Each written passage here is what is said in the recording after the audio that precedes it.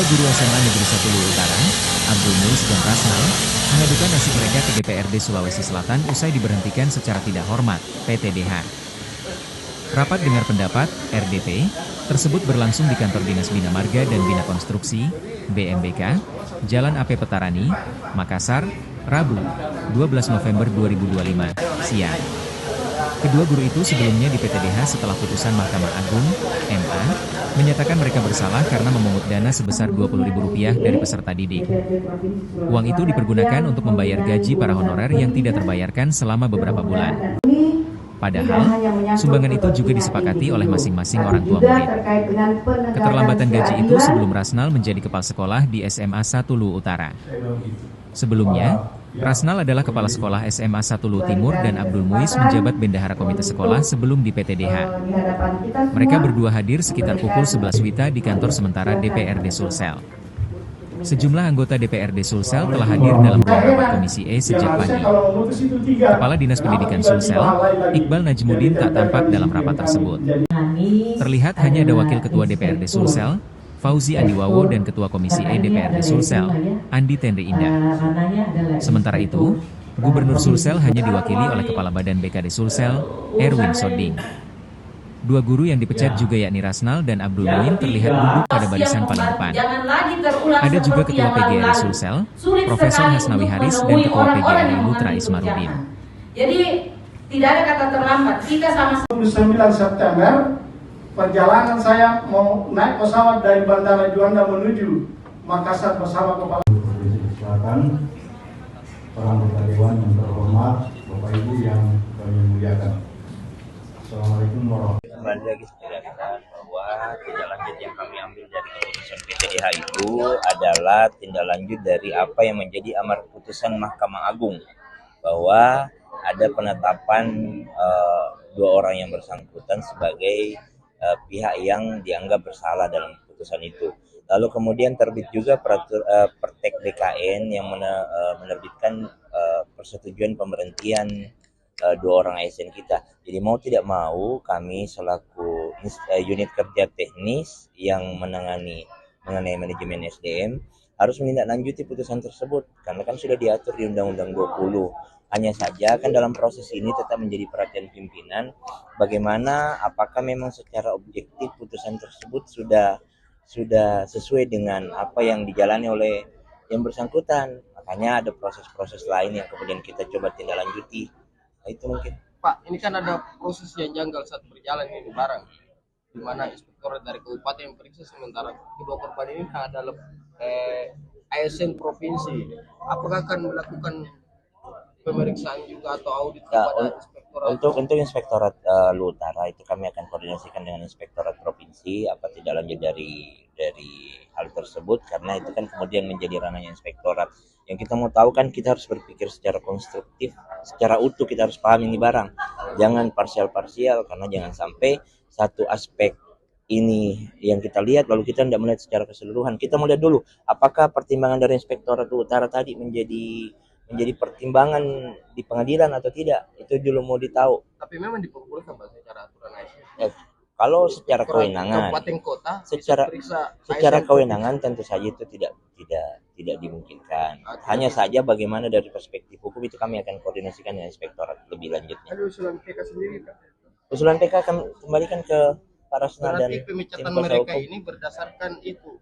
Putusan Mahkamah Agung. Dari inspektorat juga. Putusan Mahkamah Agung. Mahkamah Agung. Iya, putusan Mahkamah Agung yang harus kita tidak ada. Jadi putusan Mahkamah Agung menyatakan beliau dalam posisi dianggap bersalah, makanya dilakukan tindak karena diatur di Undang-Undang 20 bahwa apabila ada tindak pidana seperti yang saya sebutkan tadi, apabila ada tindak pidana seperti itu maka harus dilakukan pemberhentian.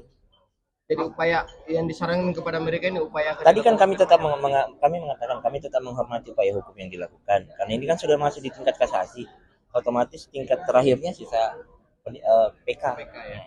tua disepakati oleh orang tua siswa bersama ketua komite di dalam rapat resmi, diundang secara resmi, dan semua yang menjadi keputusan itu adalah murni melalui pertimbangan orang tua siswa. Lalu terjadi pembayaran yang disinyalir polisi itu sebagai pungutan karena ditentukan jumlah dan waktunya, katanya 20.000 per bulan. Yang tidak mampu gratis, yang bersaudara satu yang membayar. Yang dinyatakan mampu tidak bayar-bayar tidak ada masalah. Kesimpulannya tidak ada siswa yang tidak diikutkan ujian semester gara-gara pembayaran. Semua keluar dari SMA 1, baik yang lunas maupun tidak. Berarti tidak ada unsur paksaan. Yang kedua, yang perlu saya luruskan, statement tadi Inspektorat Kabupaten. Ini menjadi fakta persidangan bahwa di dalam persidangan ada kerugian negara. Berarti ada rekomendasi kan? Lalu kedua, pada saat diperiksa BAP yang ada di Inspektorat itu menyatakan diperiksa karena diduga merugikan keuangan negara. Saya bertanya kepada saudara Sarif itu tadi namanya, saya beritahu karena pernah saya bertetangga, saya beritahu Pak Sarir, di mana kaitannya ini kerugian negara dengan sumbangan orang tua? Langsung jawabannya, saya pertanggungjawabkan ini demi Allah. Langsung jawabannya, itu nih dua saya bingung kan dah, berarti ditarget gitu. Nah, Pak, di Pengadilan Negeri Makassar ponisnya apa Pak? ponisnya itu lepas. Yang mana itu Bebas, ya lepas itu beda dengan bebas. Kalau bebas itu terbukti tidak berbuat. Ini terbukti berbuat tapi tidak bermakna pidana.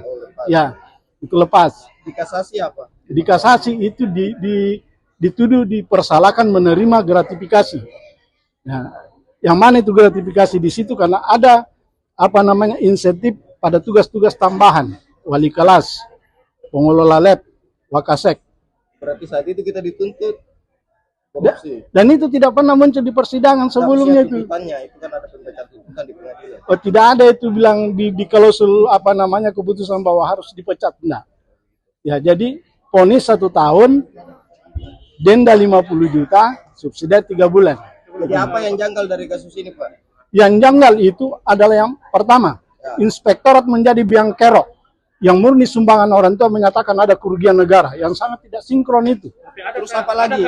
Orang tua siswa yang diminta yang keberatan? Selama ini saya sebagai bendara tidak ada orang tua yang keberatan.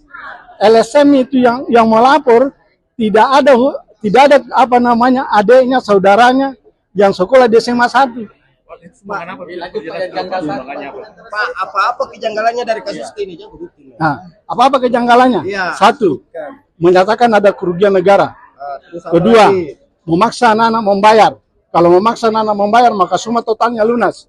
Ternyata banyak anak-anak yang tidak membayar, tetap ikut semester, tetap ikut ujian, dan keluar dari SMA dalam keadaan lulus.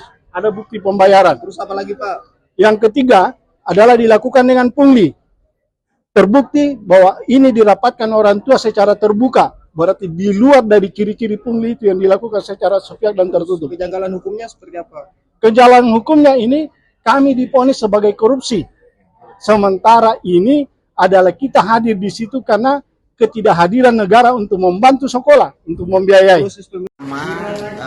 Kami akan berbuat semaksimal mungkin untuk merehabilitasi, mengembalikan hak-hak kedua guru kita ini supaya apa yang sudah dialami ini tetap cepat diputihkan karena kita tidak mau kejadian-kejadian seperti ini. DPRD Provinsi Sulawesi Selatan akan mengeluarkan rekomendasi. Yang pertama untuk merehabilitasi nama baik kedua guru kita dan mengawal kedua guru kita ini sampai ke tingkat pusat untuk bertemu dengan teman-teman di DPR RI untuk meminta membantu mengembalikan hak-haknya. Perjalanan kasusnya memang ada yang janggal memang atau? Kasusnya ini sangat janggal. Makanya kemarin kami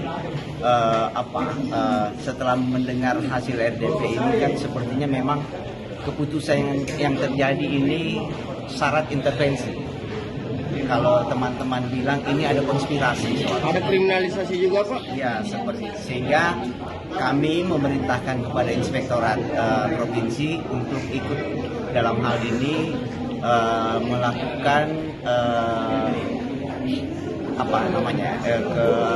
untuk audit investigasi ke bawah, melihat ada apa sebenarnya, kenapa sampai kasus seperti ini. Padahal kan pungutan di komite itu banyak sekali terjadi, bahkan lebih besar. Di semua sekolah hampir? Di semua sekolah ada yang 200.000 bahkan ada yang lebih. Tergantung kesepakatan. Ya, kan ini terjadi kalau kebijakan akadnya sudah aman kan berarti tidak ada masalah deh. Nah ini untuk itu kami sudah memerintahkan Inspektorat Provinsi untuk melakukan investigasi soal ini. Nah selanjutnya kan kami juga menganggap ini kan sudah Pak Gubernur sudah mengatensi hal ini. Pak Gubernur sudah memerintahkan Kepala BKD untuk membantu kedua guru kita ini untuk mengawal sampai mendapat perlakuannya. Kemarin kami pahami bahwa Pak Gubernur mengambil kebijakan itu karena ada perintah yang lebih tinggi, ada perintah MA untuk melakukan pemecatan.